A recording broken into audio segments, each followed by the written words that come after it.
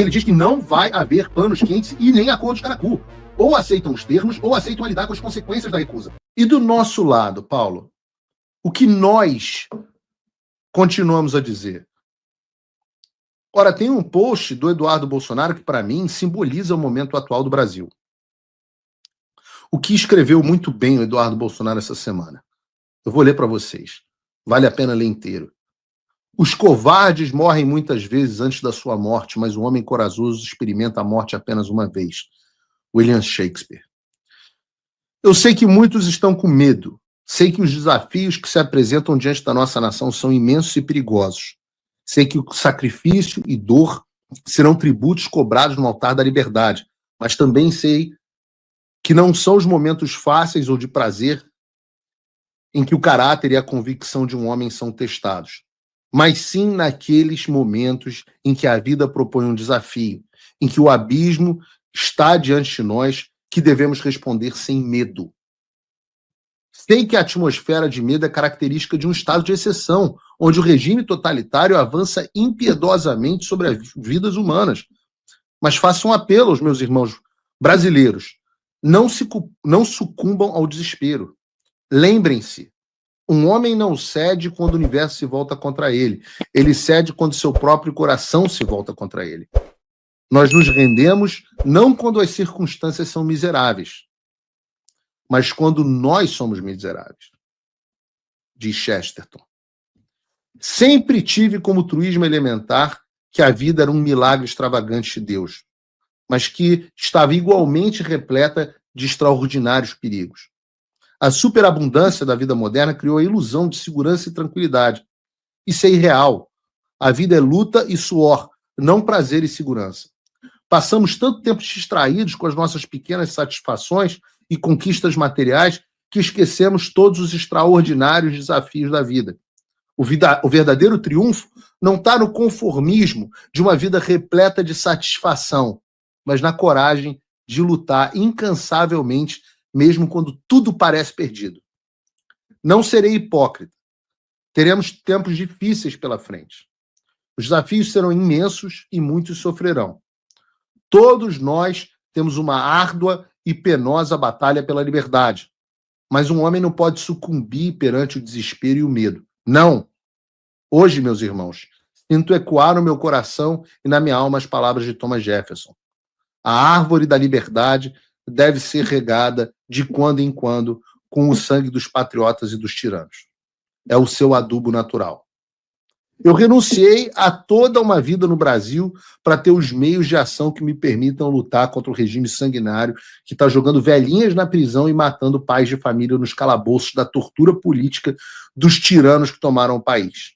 Fiz um compromisso com Deus de que estaria disposto a abdicar de tudo para me insurgir contra essa nefasta tirania. Convoco os meus irmãos, todos os homens de honra e coragem, a ombrear comigo nessa batalha. Não cederemos. Não há espaço para complacência ou para covardia. Chegou a hora verdadeira que separará os homens dos covardes. Só há um acordo possível: a soltura de todos os presos políticos, o fim de toda a perseguição, a saída do mais desprezível tirano que já passou por nossa República, Alexandre de Moraes. Não haverá meio termo, não haverá concessões. Estou disposto a ir às últimas consequências em nome desse ideal que chamamos de liberdade. Se não salvarmos o Brasil, ao menos o vingaremos. Que Deus nos proteja. Eu não sei vocês. Quero que vocês me respondam no chat. Mas eu quero dizer a vocês, essa é a direção que nós iremos seguir. E as pessoas precisam entender. Não é mais Jair Bolsonaro que lidera as ações nos Estados Unidos e apita o que é dito ou o que é negociado. A liderança dessa parte aqui é do Eduardo Nantes Bolsonaro, que apesar do sobrenome e do alinhamento de ideias, é uma pessoa diferente, com posturas diferentes das do pai. Este posicionamento que eu acabei de citar é esta liderança que eu, Paulo, quero para o país. É sobre esta liderança que eu me coloco. Acabou a era do acordo Caracu. O Eduardo, inclusive, publicou um post que ilustra muito isso, em que ele diz que não vai haver panos quentes e nem acordos caracu. Ou aceitam os termos, ou aceitam a lidar com as consequências da recusa. Não há discussão. É pressão subindo, o tempo passando, há um acordo caracu no meio do caminho e o objetivo final. Volto a dizer, é esse o tipo de liderança que eu, Paulo Figueiredo, quero para o Brasil. Respondam vocês. É isso que você quer? Ou você quer cartinha para Temer? Ou você quer acabou, porra, voltando no dia seguinte? Ou você quer choro? Você tem que escolher. Eu fiz a minha escolha. O que a liderança que fez a cor do caracu o tempo inteiro nos trouxe até o lugar que nós estamos hoje.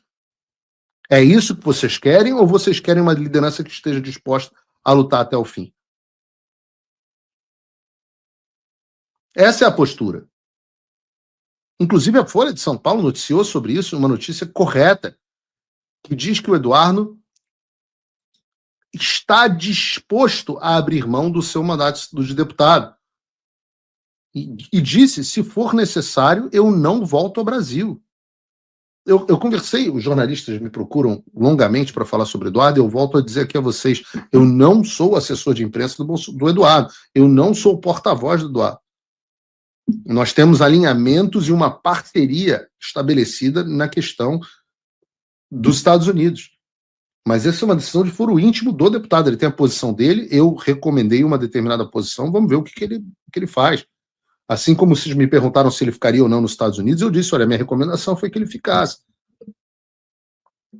O pai, por exemplo, recomendava que ele não ficasse. Eduardo teve a coragem de desafiar a posição do pai ao vir aos Estados Unidos.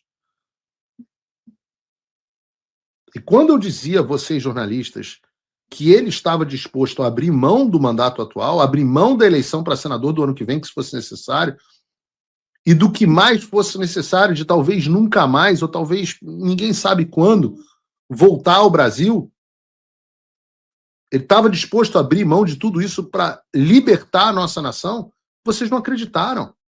Achavam que eu estava brincando. Sabe qual é o problema? Vocês não entendem que ainda existem pessoas sérias no mundo. Muitos de vocês não acreditam que existem pessoas sérias. Tem idiota achando que a gente está ganhando dinheiro com tudo isso, mesmo com todos os fatos mostrando o contrário. Alguém achando que é cálculo político, que o Eduardo está fazendo isso só para ser presidente. Ora, deixa eu dizer uma coisa a vocês. Eduardo e eu somos homens falhos, pecadores, mas nós aspiramos à virtude. Nós queremos ser virtuosos e fazer o que é correto. E acreditem, isso ainda existe. Nem tudo é cálculo político. Eu quero dizer a você que está me assistindo, você também pode ser virtuoso. Na verdade, a única salvação para o país é se você também for assim. É se você também for virtuoso. Ora, a Bíblia diz que se houvesse um punhado de justos, 10, um punhado de justos, Sodoma e Gomorra não teria sucumbido. Nós precisamos ser o punhado de justos. Vejam que coisa absolutamente extraordinária que dois homens imbuídos no espírito de fazer o certo. Veja o que foi feito até agora. As pessoas não têm a dimensão do quão extraordinário foi isso. Agora talvez vocês tenham, porque as pessoas vão bater na Casa Branca e vão dar com a cara na porta. A gente vai falar sobre isso.